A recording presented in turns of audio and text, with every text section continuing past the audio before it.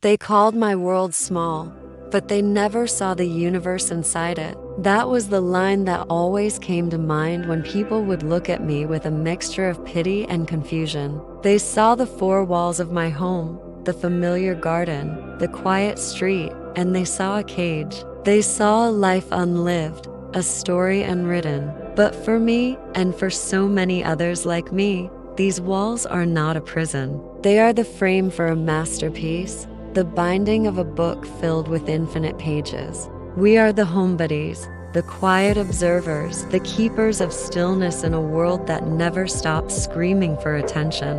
And this is not our apology. This is our anthem. For years, I tried to be what the world told me I should be. I forced myself into crowded rooms where the noise was a physical weight, a pressure against my chest that made it hard to breathe. I smiled through conversations that felt like static, my mind 1,000 miles away, already retreating to the safety of my own thoughts. I believed the narrative that happiness was a grand, external event, a festival, a packed party, a spontaneous trip with a dozen people. I chased these things, thinking my exhaustion was a personal failing, a flaw in my character that needed to be fixed. I thought my deep desire for solitude was a sign of weakness, an avoidance of life itself. But I wasn't avoiding life. I was desperately trying to find a way to live it that felt true. The turning point wasn't a dramatic event. It was a quiet Tuesday evening. I had just canceled plans, offering a flimsy excuse, and was sitting in my favorite armchair with a cup of tea, watching the rain trace paths down the window pane. The relief that washed over me was so profound, so absolute, it felt like coming home after a lifetime of being lost. In that silence, I didn't feel lonely. I felt complete. I realized my calmness wasn't a flaw. It was my nature. My desire for solitude wasn't a weakness. It was my strength. I had spent years trying to fit into a world that was too loud, too fast, too bright, when all along, my own world was waiting for me, right here. This is the secret of the homebody. Our inner world is not a barren landscape, but a rich, thriving ecosystem. We cultivate it with books that are not just paper and ink, but portals to other dimensions. We nurture it with music that paints emotions across the canvas of our minds. Our hobbies, be it painting, gaming, writing, or simply tending to a small plant on the windowsill, are not just ways to pass the time. They are acts of creation, of deep, focused engagement that connects us to something profound within ourselves. We have a high internal self-presence, a deep connection to our own emotions, which allows us to turn the smallest moments into sources of incredible meaning.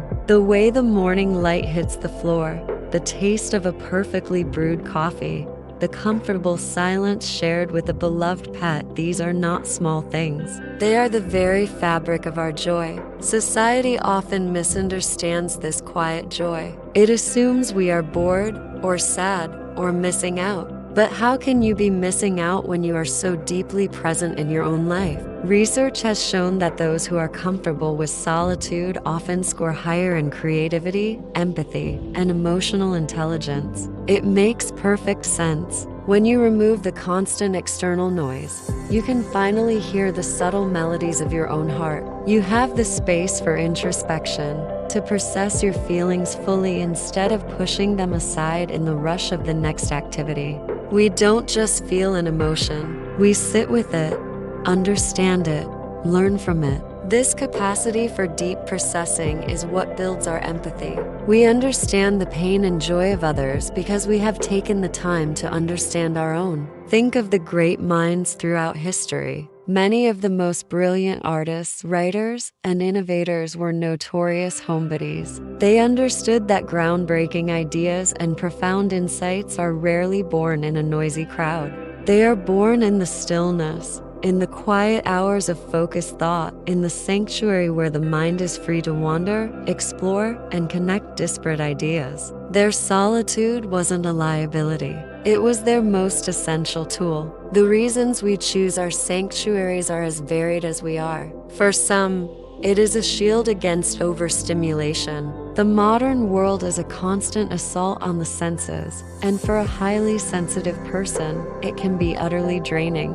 Home is a charging station, a place to recalibrate our senses and restore our energy. For others, it is about stability and control in a chaotic world. Here, within our own space, we create an environment that reflects our inner selves, a place of emotional safety where we don't have to perform or pretend. We don't have to apologize for who we are. It is the one place on earth where we are unconditionally accepted, simply by being. And what of love and connection? The myth is that homebodies are isolated loners. The truth is that we love deeply and care quietly. We may not have a wide circle of acquaintances, but the bonds we do form are forged in the fires of genuine understanding and shared vulnerability. We don't need grand gestures or public declarations. Our love is in the details, remembering a friend's favorite book, listening without judgment for hours on end,